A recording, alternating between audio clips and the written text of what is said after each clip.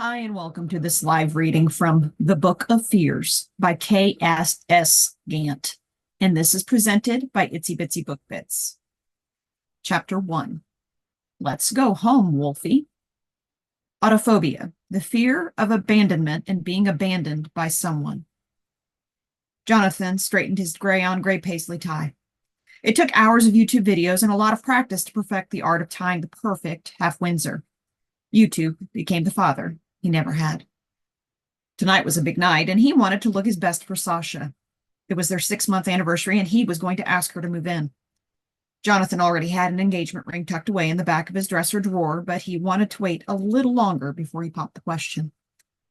He opened the lid of his pomade, took out a bit, and rubbed his fingers together before working it into his sandy blonde hair. Over and over, he tried to get his hair into the photo-perfect look he desired yet couldn't quite achieve. It was only a few days past due for his monthly haircut, but apparently those few days mattered more than he thought. Those days were spent shopping for diamond solitaires. He put his desire for the perfect ring above his personal hygiene, and it showed. Jonathan gritted his teeth. Not the look I'm going for, he said to the mirror before giving up. He closed the jar of pomade and placed it back into the drawer of his bathroom counter. Alexa, turn off lo-fi radio on Spotify. Alexa let out a blip before silencing her cool, low-key beats. Jonathan grabbed his loafers, looked around his bedroom, and ensured everything was in perfect order. He smiled as he mentally approved what he saw. The king-sized bed he'd made with precision. He dusted the nightstands daily and kept them clear of clutter. The throw blanket lay folded in thirds on the back of the armchair where he sat to put on his socks and shoes. When finished, he nodded as he turned off the light and left the room. It's a good thing traffic was light. I-15 can be such a nightmare. Jonathan unfolded his napkin and placed it on his lap with intense purpose, pulling at the corners until it made a perfect square.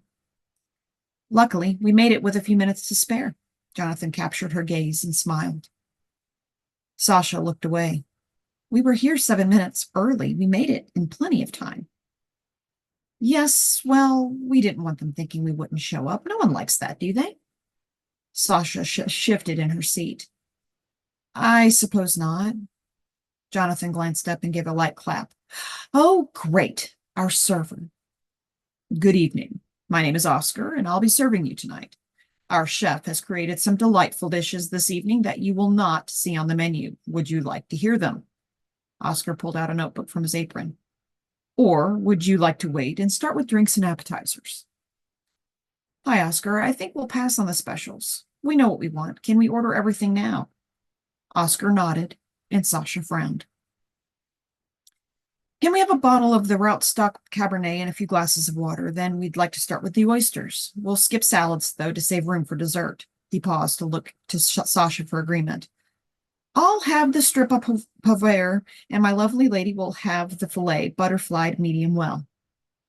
I'll take it medium, please. Oscar coughed into the back of his wrist. Jonathan turned to look at her, his eyebrows pinched together, his lips tight. I'm sorry, I misspoke. He smiled as he turned back to Oscar, who looked more amused than uncomfortable. Medium. Oscar scribbled in his notebook. And would you like it butterflied still? We don't usually with medium, but no, thank you. Of course. And do you care for anything for the table? Au gratin potatoes, lobster mac and cheese? Sure, whatever, both. Oscar scribbled some more. Great. If there is nothing else, I will be back with your wine in a moment. Sasha smiled, and Jonathan waved him away. Jonathan ran up the sidewalk to Sasha's apartment. She wouldn't have to live there much longer. He grew up with only the things you could fit in a garbage bag, moving from one bad foster home to a worse one, so he was leery of neighborhoods like this. Not poor, but not quite middle class, that nowhere land of in between. He'd known a few kids who left to stay in good homes or got adopted by their foster parents. It happened. But after his mom dumped him when he was 7, never to be seen again, he went to homes in neighborhoods like this. To homes that didn't qualify for food stamps, but without the state assistance for taking on kids like him, they wouldn't be able to make ends meet. No, he didn't like Sasha living in a neighborhood like this at all. He had to get her out. Jonathan rapped on her door. 1, 2, 3 times. He rocked back and forth on his feet, hands in his pockets, as he waited for her to answer. When she didn't immediately open the door, he knocked again and called out, "Sasha?" He checked his watch. He was right on time. She knew he liked to be on time.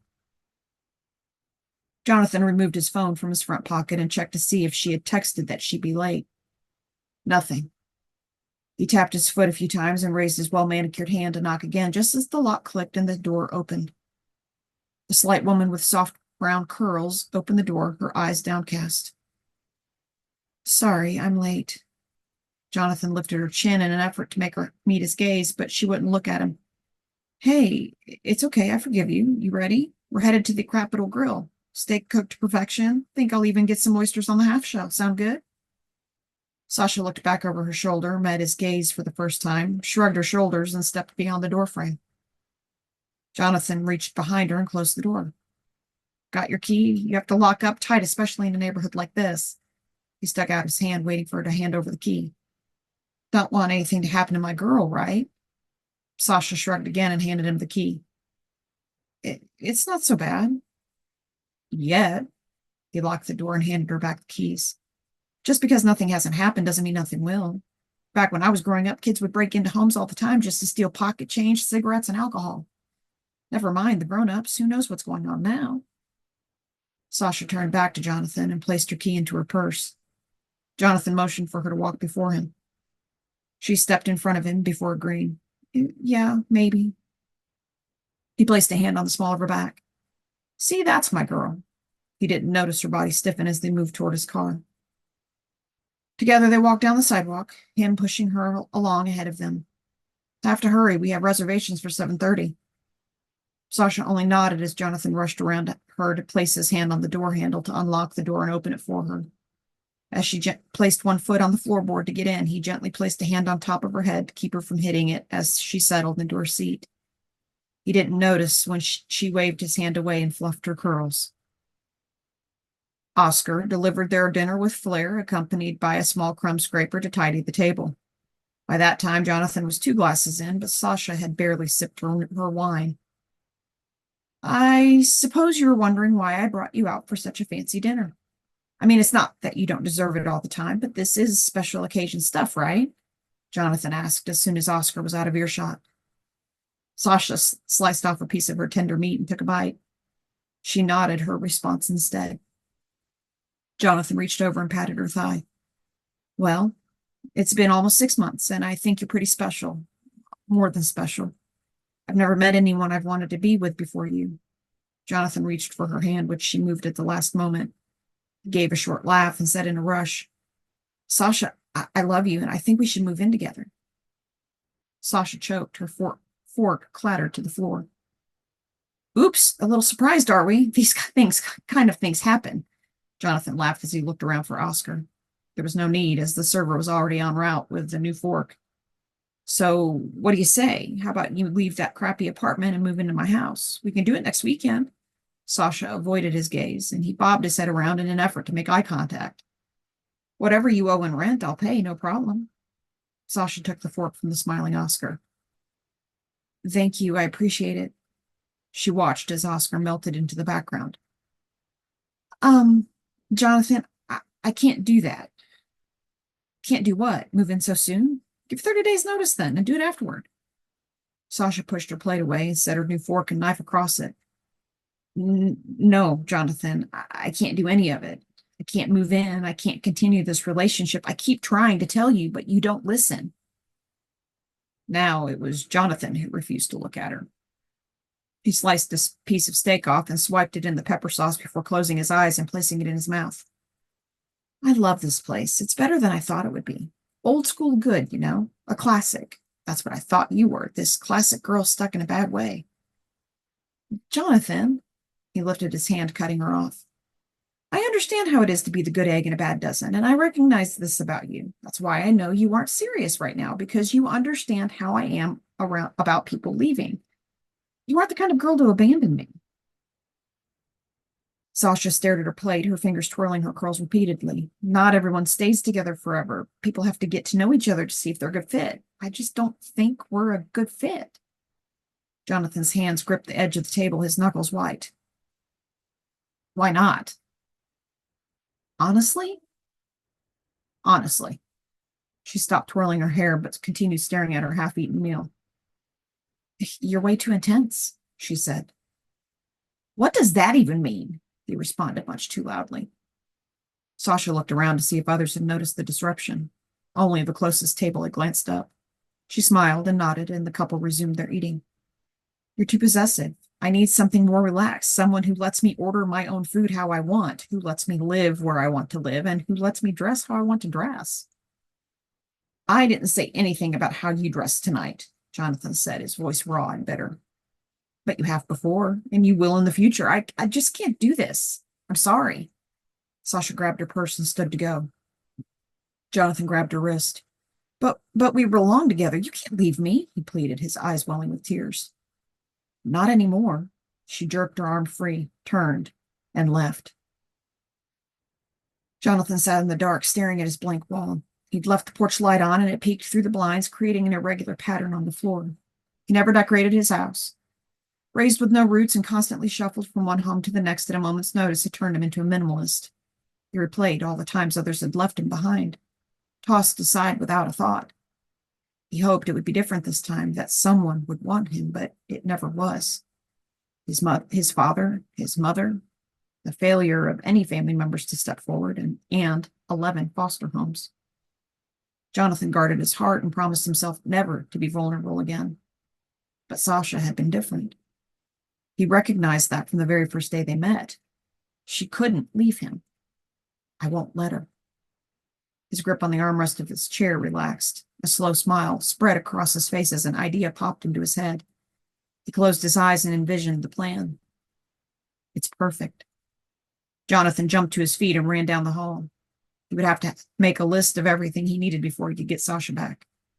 He understood he'd have to be quick if he had any chance at all. It was going to work. It had to. Jonathan stood looking at his hard work. It was magnificent. It took nearly 2 weeks of constant work, but the project was complete. He took a slow and steady breath in and eased it out. Let's show her. He drove to Sasha's apartment. Months ago, he'd shared her device with his iPhone's Find My Phone app. With her neighborhood being iffy and because she lived all alone, he wanted to keep an eye on her and make sure she was safe. Heaven forbid something happened to her. She never seemed to notice, or if she did, she didn't care or remember because she was still sharing her location with him. Thanks to Apple, he knew exactly where she was. He rapped lightly on the door. No answer, so he rang the doorbell. Sasha, can I talk to you for a minute? It won't take long, I promise. What do you want, Jonathan? Came a sharp but muffled voice. Jonathan shuffled his feet as he tried to remember the words he practiced for each scenario. I brought some of your things I found at my place. I wanted to return them and, well, I guess apologize and explain myself. Not that it matters. He lifted the bag of belongings up to the peephole, lowered it, gave an apologetic grin, and waited. Soon, Sasha unlocked the door and opened it. I'm not inviting you in, she said. That's okay. Would you step outside for a minute? I won't be long, but you don't want Wolfie to get out. She glanced over her shoulder, then looked back before easing out the door, leaving it cracked a little as she did so. Can I have my stuff? Oh, yeah, sure. He handed her the bag of her belongings. Sasha opened the door a bit, tossed the bag on her couch just inside the door, and as she turned back, Jonathan punched her on the side of the head. He caught her as she dropped to the ground. Jonathan carried her to his car and placed her in his trunk that he'd left open in the hopes everything went according to plan. Once he had her in place, he handcuffed her hands and gagged her. Afterward, he hurried back for her cat and shut the door. Can't have her worrying about Mr. Wolfie.